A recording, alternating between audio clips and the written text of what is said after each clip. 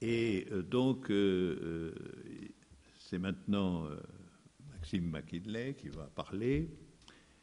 Et Maxime McKinley est, entre autres choses, un grand musicien. Et il va donc présenter une pièce musicale, une œuvre de lui, qui sera ensuite jouée. Raison pour laquelle il y a un piano. C'est très difficile qu'il serve à autre chose. Voilà, Maxime. Bonsoir. Donc, tout d'abord, je tiens à exprimer ma gratitude d'être ici. Merci à Alain Badiou, à Marie-Josée Malice et l'équipe du Théâtre de la Commune, d'autant que, justement, il y a un piano. Alors, je suis d'autant plus reconnaissant. Et merci aussi à la pianiste Caroline Crène, qui va jouer dans quelques instants. Donc, Caroline est une pianiste réputée en musique contemporaine. Elle est membre notamment de l'Instant Donné de l'ensemble Kern. Et dans quelques minutes, elle va jouer ma pièce « Héros limite » d'après Gerasim Luka. Et puis d'abord, comme Alain vient de le dire, je vais mettre quelque peu cette prestation en contexte, donc sans prétention autre que d'être un lecteur stimulé. Alors, la dernière fois que j'étais ici, c'était en janvier 2017, dans le cadre du dernier séminaire et 80e anniversaire d'Alain Badiou, où le Quatuor Tana avait interprété mes paradoxes du même et de l'autre.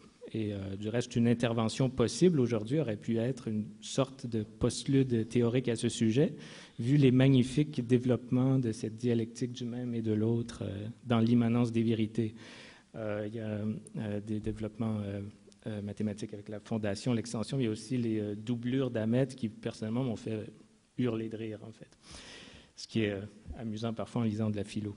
Alors, mais toutefois, à la lecture du chapitre 4 de ce nouvel opus de Badiou, chapitre consacré au deuxième opérateur de finitude, c'est-à-dire la répétition, j'ai préféré partir à neuf avec autre chose. Donc, autre chose que je décrirais comme une sorte de suite sonore de ce quatrième chapitre, une S4B, si je puis dire, en écho à la S4 du livre, donc la quatrième suite. Et l'aspect qui m'a arrêté dans ce chapitre, je vais y revenir, c'est celui de la répétition comme obstination. Alors, quel rapport avec une pièce pour piano et quel rapport avec Gerasim Luka? Alors, bien entendu, il se joue dans ce nouage des paradoxes du même et de l'autre, on y revient. Alors, des parts communes et exclusives propres au partage. Mais tout comme c'est le cas avec le même et l'autre, je crois que l'idée de la répétition comme obstination peut avoir lieu ou s'incorporer, apparaître de manière immédiatement musicale, donc sans métaphorisation, littéralement et immanente au son. D'ailleurs, il y a un terme spécifiquement musical à cet égard, qui est l'ostinato. Donc, ceci étant dit, une complication s'ajoute, car la pièce en question réagit musicalement, au moins dans mon imagination, à la poésie de Gerasim Luka. Et non seulement il y a dans cette démarche une relation entre musique et poésie, donc celle de Luka, mais cette relation se fait en passant par la philosophie, donc celle de Badiou. Je vais y revenir. Et d'ailleurs, je note au passage que l'idée de relation entre relations a d'ailleurs été formalisée par Badiou dans Logique des mondes. Alors, cette constellation, ou ce nœud borroméen, musique, poésie, philosophie, est par ailleurs indissociable de ma rencontre personnelle avec Badiou, si je peux me permettre une brève parenthèse vaguement autobiographique, puisque je l'ai rencontré dans un colloque sur le poète Philippe Beck à Cerisy à l'été 2013, et j'étais en quelque sorte le modérateur d'une conférence de Platon sur Homère. Donc, c'est fin de la parenthèse vaguement autobiographique. Et donc, le dénominateur commun qui rend possible ce nouage dont je parlais, donc ces jeux de relations, c'est vraiment l'idée de la répétition comme obstination, et j'ajouterais de l'obstination comme optimisme. J'y reviendrai. Donc, est-ce suffisant pour convoquer le vieux débat entre musique à programme ou pure, imitative ou absolue? Cette pièce que vous allez entendre est-elle une imitation de la poésie ou des performances de Luka comme modèle extra-musical?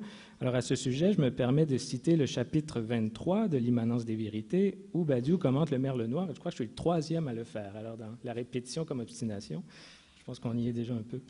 Alors, je cite le chapitre 23. Si ces 8 pages de musique, au bout du compte, sont non pas l'imitation de l'oiseau mais l'invention d'une idée du merle noir, désormais transmissible à tous, c'est qu'il s'est agi d'un bout à l'autre de ceci. Imiter le merle noir, nous ne le pouvons en réalité pas dans la forme d'une œuvre, nous en sommes incapables, mais ce dont nous sommes capables, c'est de créer l'idée absolue de ce que c'est que d'imiter le merle noir. Fin de la citation. Il y a beaucoup de succès à le merle noir. C'est ce que François Nicolas appellerait un moment faveur. Alors, la pièce que vous entendrez dans quelques instants ne prétend certainement pas une imitation ou une illustration de ce 4e chapitre du nouveau monument de Badiou, d'autant qu'elle a été composée avant ma lecture de celui-ci. Toutefois, il serait trop simple d'en conclure que ça n'a rien à voir. Il s'agit peut-être même du contraire.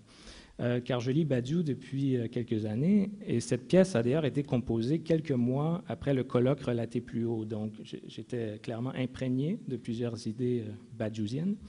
Alors, un peu de rétroaction est ainsi intervenue dans ma lecture de ce chapitre, ce qui implique également une forme de répétition obstinée ou de retour en force ou de force de retour. Par ailleurs, on pourrait trouver étrange d'associer Luca à Badiou, et inversement, alors qu'il s'agit peut-être plutôt d'un poète deleuzien, dans le sens où Deleuze en a beaucoup parlé, notamment en termes de bégaiement et de pli. Mais après tout, Badiou et Deleuze forment un tandem paradoxal, comme le premier le dit dans son Deleuze, la clameur de l'être. Et il est très passionnant, enfin du moins à mon sens, aussi de lire ou d'entendre Luca avec des catégories badiousiennes. Je pense ici notamment à celle de l'impasse et de la passe, ramassée dans une maxime décisive de l'être et l'événement 1, l'impasse de l'être et la passe du sujet. Donc déjà, c'est une maxime qui, je crois, peut jeter un éclairage intéressant sur le jeu de mots célèbre de Luca, comment s'en sortir sans sortir. Donc S''EN, S-A-N-S. Donc la passe passe par l'impasse.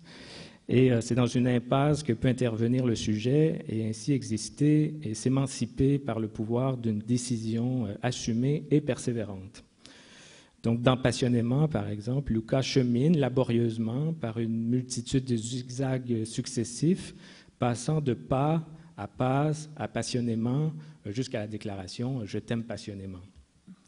Alors, l'entrave peut fonctionner par pli, mais on peut la trouer aussi.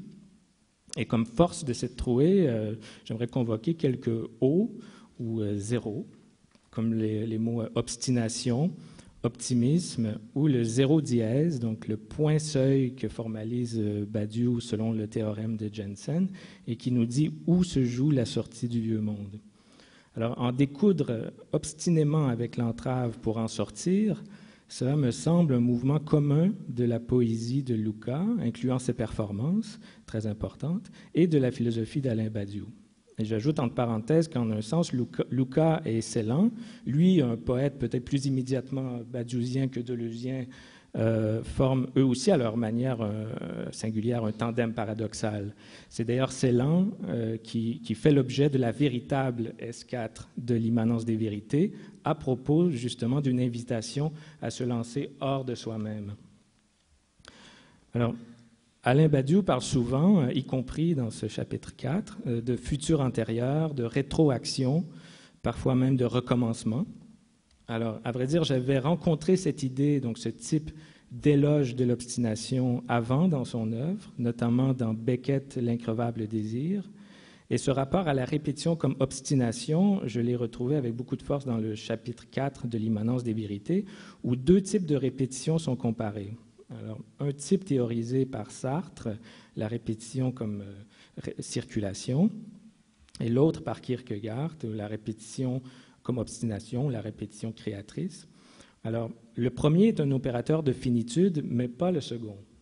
Alors, je cite ici Badiou décrivant cette distinction. On pourrait dire qu'il faut distinguer, d'une part, la répétition dans le monde, qui est en effet un indice de circulation finie des marchandises et qui organise l'individu dans le couple sériel vendeur-acheteur, et d'autre part, la répétition créatrice, celle qui opère comme une insistance, une obstination, voire un acharnement dans toute procédure de vérité. Cette seconde répétition, loin d'être un opérateur de finitude, déplie le sujet de vérité dans une répétition inéluctable dès lors qu'elle fait accéder ce sujet à la division fondamentale du connaître, celle qui oppose l'instant à l'éternité ou la temporalisation de l'absolu. Finalement, c'est la répétition dont parle Sartre, c'est la loi du capital, c'est la finitude de la circulation, et celle dont parle Kierkegaard, quand du moins il n'y renonce pas à cause de Régine ou de son domestique, c'est expliqué dans le chapitre, c'est tout autre chose. C'est la répétition qui concerne l'obstination et le partage du vrai. Fin de la citation. Alors, je voudrais maintenant préciser pourquoi j'ajoute, en plus de celui entre répétition et obstination, un lien entre obstination et optimisme. Alors déjà, dans le premier tome de L'être et l'événement, Badiou défendait l'optimisme de Leibniz contre les sarcasmes de Voltaire. Ici, je trouve sa lecture de Beckett particulièrement instructive, une lecture à contre-courant des exégèses nihilistes et qui dit, par exemple, ceci, que je suis d'ailleurs heureux de citer dans un lieu de théâtre: il faut jouer Beckett dans la plus intense drôlerie, dans la variété constante des types théâtraux hérités. Et c'est alors seulement qu'on voit surgir ce qui de fait est la vraie destination du comique, non pas un symbole, non pas une métaphysique déguisée, mais un amour puissant pour l'obstination humaine, pour l'increvable désir, pour l'humanité réduite à son entêtement. Fin de la citation. Alors, répétition, obstination, acharnement, entêtement, le tout motorisé par un optimisme persistant, bien qu'il bute contre quelque chose qui résiste et qui fait résister. À tort ou à raison, il me semble y avoir là une musicalité à entendre, au prix sans doute de quelques déplacements, car on ne peut pas tout confondre, pas de partage sans ligne de partage. Maintenant, je pourrais tenter une analyse musicale et commencer par l'hypothèse l'impasse du grave et la passe de l'aigu, mais je vais laisser la pièce parler d'elle-même grâce aux doigts de Caroline.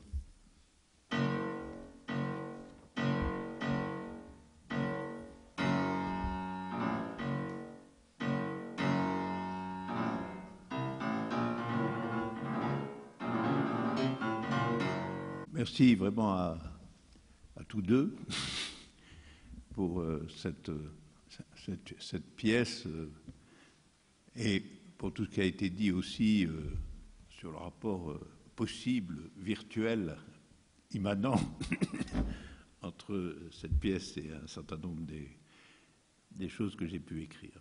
Vraiment merci tous les deux, Maxime McKinley et Caroline Crène.